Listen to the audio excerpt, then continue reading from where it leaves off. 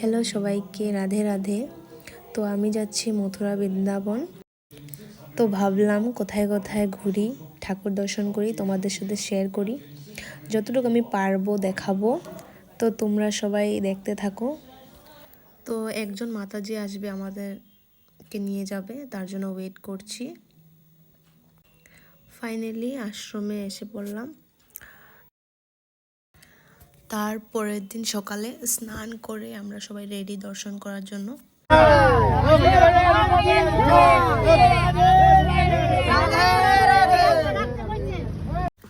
চলে আসলাম কীর্তি মন্দিরে।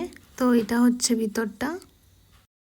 আমি সত্যি বলছি, আমার ভাগ্য হোক জি হোক, বলবো আমি খুব লাকি যে আমি বৃন্দাবনটা দর্শন করতে পেরেছিলাম। আমার অনেক দিন থেকে অনেক আশা ছিল যে আমি বৃন্দাবনে যাবই যাব, আর বৃন্দাবনের সাথে